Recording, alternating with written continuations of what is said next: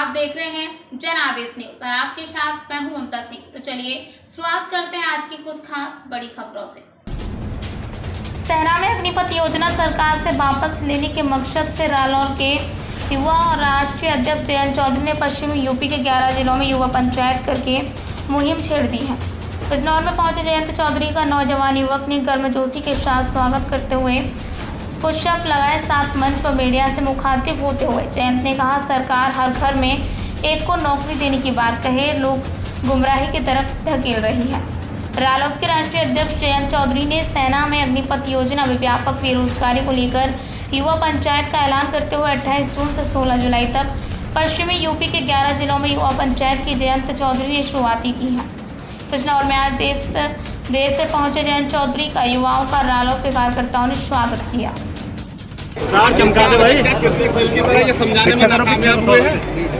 जब कोई सुधार होता है तो जनता को समझाने की जरूरत नहीं है। आप जिनके लिए कानून ला रहे हो उन्हें अगर आपको समझाना पड़ रहा है तो वाकई सुधार नहीं है। ये दमनकारी योजना आपकी नीति है, उसकी कोई स्वीकार्यता नहीं बन पा रही। लोगों को आसान सी बात समझ नहीं आ रही कि पहले जो 15 साल 17 साल नौकरी कर लेता था उसके बाद उसको पेंशन मिलती थी, सारी सुविधाएं मिलती थी। आप उस पर कैंची चला रहे हो, सुविधाएं काट रहे हो और फिर उसे बताना चाह रहे हो कि हमने अच्छा काम आपके लिए किया।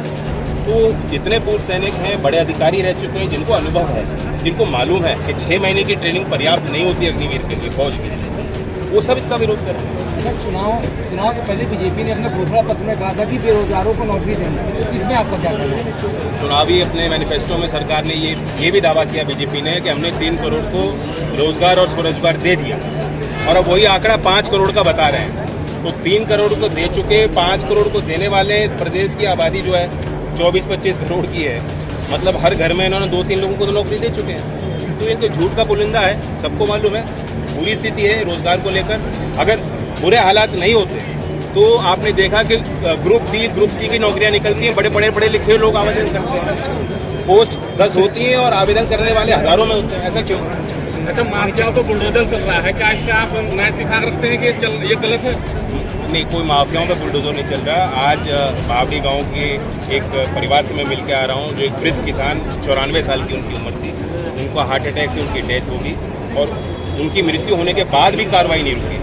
अधिकारी बुलडोजर चलाते रहे, परिवार वाले उनको संभालते रहे और उनके घर पे बुलडोजर चलता रहा। तो अमानवीय व्यवहार है।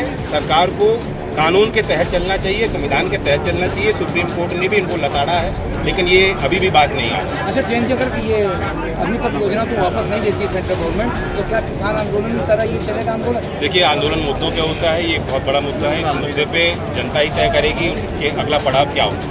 आंदोलन को क्या रूप देना चाहते हैं जनता तय करेगी। हम पंचायत कर रहे हैं, हम अपने प्रस्ताव जनता के बीच रख रहे हैं। हमें अभी इस आंदोलन को बड़ी गति मिली है, समर्थन मिला है। ऐसे समय पे जब कोई पॉलिटिकल पार्टी काम नहीं कर रही, हम लोग जमीन पर हैं और मुझे पूरा विश्वास है कि हम इतना दबाव बनाएंगे कि ये योजना रद्द।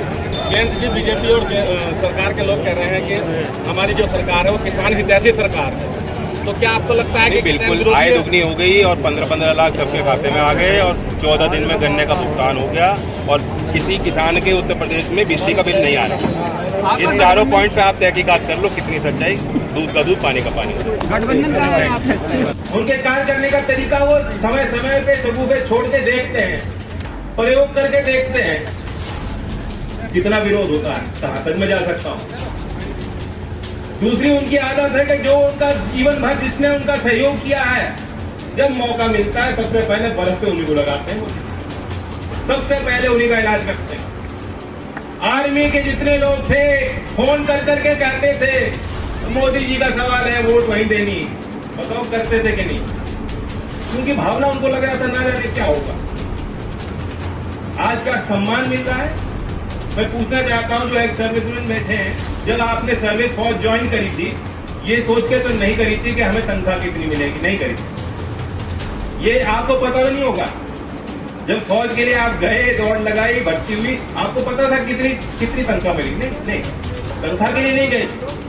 लेकिन अगर सम्मान ही नहीं दिया जाए, जो आपका हक है, अधिकार है, पूरी सर्विस अदा करके जोखिम उठाकर देश के लिए, इससे बड़ी कोई कुर्बानी नहीं हो सकती। और सब करने के बाद भी अगर आपकी कोई कदर ना हो तो इसलिए ये कह देना कि भाई ये तो अरे तनख्वाह का सवाल कुछ नहीं होता, अरे पेंशन क्यों मांगो, ये तो देश की सेवा है। कितने लोग देश की सेवा कर रहे हैं?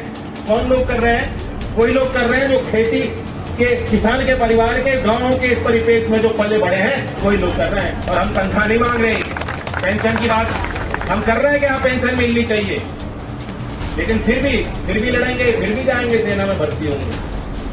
और जो लोग कह रहे हैं ये तो योजना अच्छी है, सिर्फ 4 साल की भर्ती में देखो कितने लोग फूट के जा रहे हैं, लाइन लगा रहे हैं, उनकी भी तो मजबूरी समझो। कितनी बड़ी समस्या बेरोजगारी है। अभी जून के माह में CMI centre for monitoring Indian economy की रिपोर्ट आई है।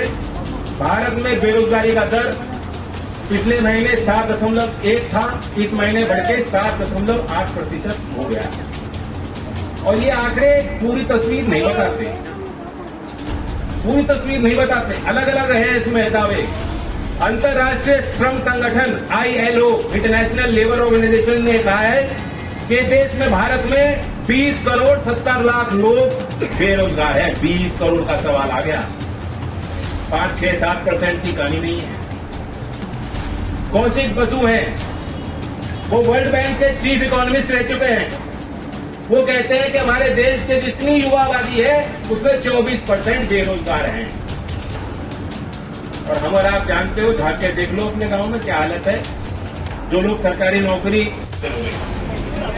मैं नौजवानों की भी रखूंगा अपनी बात, लेकिन वो नौजवान किस परिवार से आते हैं, किस परिवार से वो युवा है जो BSF में, CRPF में, CISF में, पुलिस में, आर्मी में नौकरी लेना चाहते हैं। वे कौन लोग हैं जो खून का कतरा देश के लिए बहाने के लिए पीछे नहीं हटते? तो किसान के परिवार के लिए, किसान की आने वाली पीढ़ियां जिनकी लड़ाई हमें लड़नी है। और उन युवाओं की बात करने से पहले मैं किसान की बात, ये जो फैसला सरकार ने लिया है ये ट्विन स्ट्राइक है, डबल स्ट्राइक है। एक तीर के 2 निशाने। वह किसान जो संघर्ष करना जानते हैं, आंदोलन रखना जानते हैं, जिनके पास संसाधन तो नहीं है लेकिन लड़ने का सामर्थ्य है, सत्ता और सरकार से सवाल पूछने का दम है, ये उस वक्त हो गया एक छोटे से ब्रेक का। ब्रेक के बाद फिर से हाजिर होंगे ऐसी कुछ खास बड़ी खबरों के साथ। तब तक के लिए नमस्कार।